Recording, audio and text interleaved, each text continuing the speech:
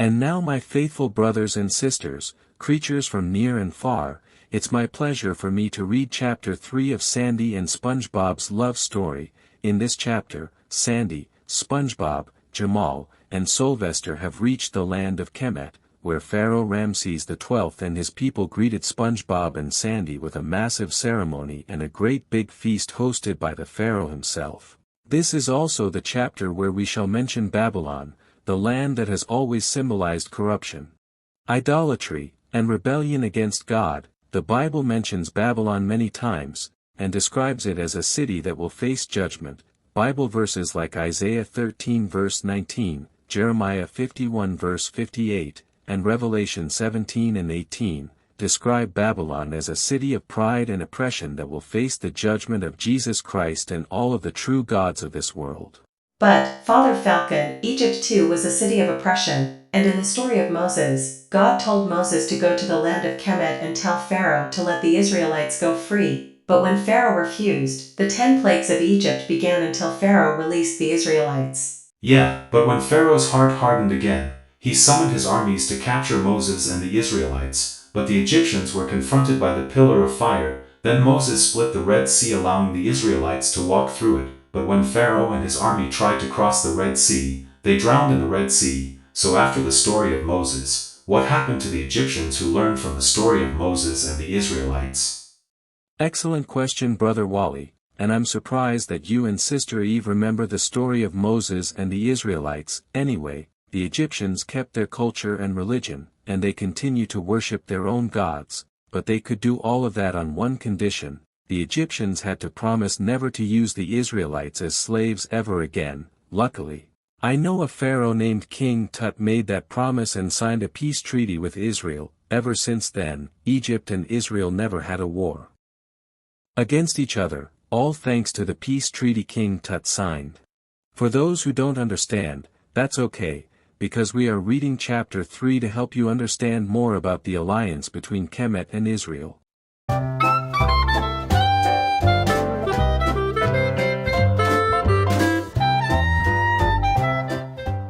SpongeBob, do you think we'll arrive at Egypt any time sooner than later? I think so. I see a massive city filled with pyramids, animals, and people, along with a massive palace fit for a king. I see the same thing, SpongeBoy. I think we're already in Kemet.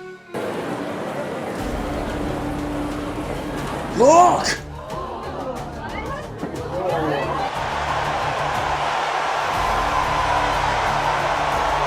Oh my Texas Longhorns! Are they actually welcoming us? You better believe it, they are, kiddo.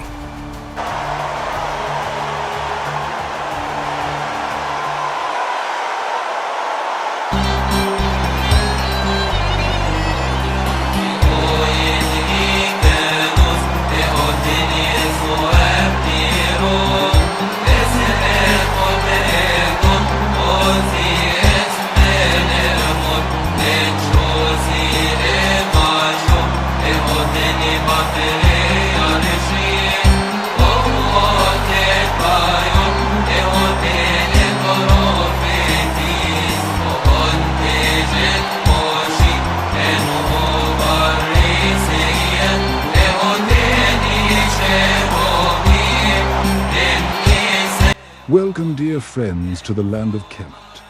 You from must be SpongeBob, Sandy, Soulvester and Jamal. My people told me all about you guys.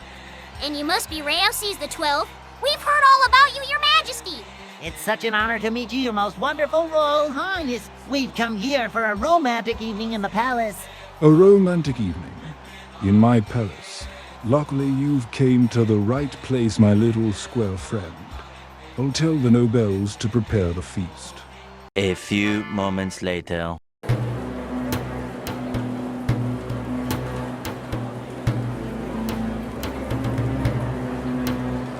So, tell me, love bird travelers, how was your trip from Bikini Bottom to Kemet? It was exhausting but notable. We told jokes and sang songs during the trip.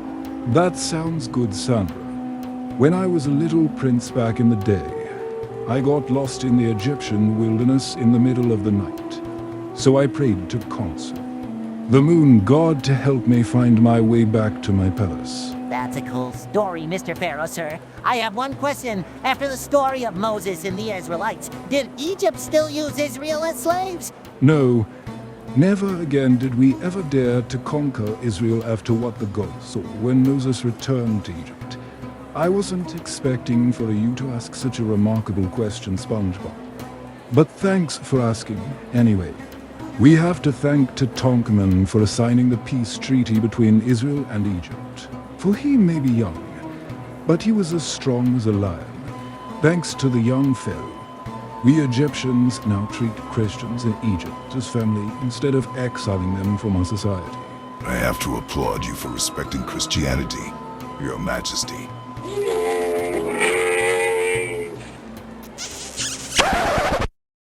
SpongeBob, what was that? I don't know, but I think that was a... Kiss? You think it was a good idea to kiss right in front of his most wonderful royal? It's all right, Soulvester. I am more concerned about their attitude towards the gods than towards me.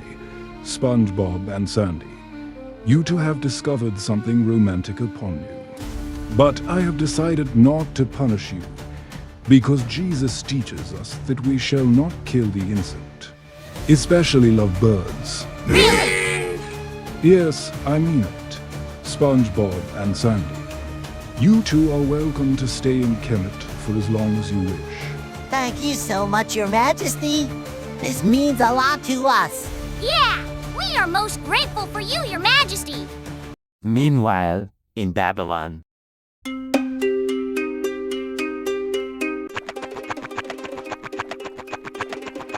Squidward tentacles, what brings you to the kingdom of Babylon? Speak now, or it's your head. Your Majesty, I come in peace. I have news to report that SpongeBob has fallen in love with a squirrel named Sandy Cheeks. What? Tentacles? Are you sure you speak truth? Because no one has ever dared to go against the natural order for all of millennia. I know, right? The last time anyone dared to defy a natural order would be burned at the stake. Well, you don't believe me. This is what happened a few hours ago when I was working at the theater.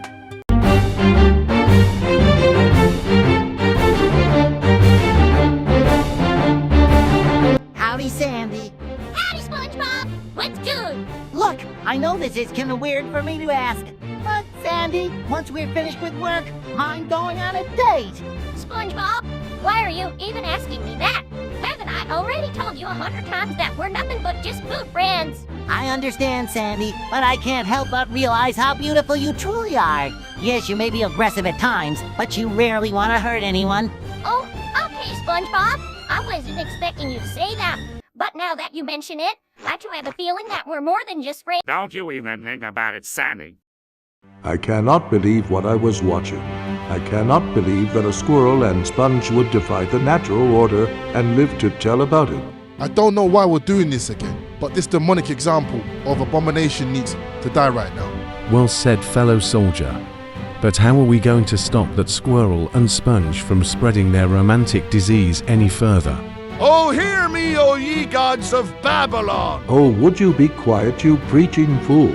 Let us treat SpongeBob and Sandy and their protectors as a cast toll of Babylon. If SpongeBob and Sandy enter our grand Babylonian city in the middle of the night, let us sacrifice them to you. O great masters of the sky! Wait a minute, loyal priest. You're a lifesaver. Really? Yes, we will treat SpongeBob and Sandy like enemies like we always do, and treat those who protect and alive with SpongeBob and Sandy as traitors and criminals. No roof may shelter them. No merchant may trade with them. No land remain to them. No woman may marry them. They will be as outcasts to all Babylon until SpongeBob and Sandy see the error of their ways.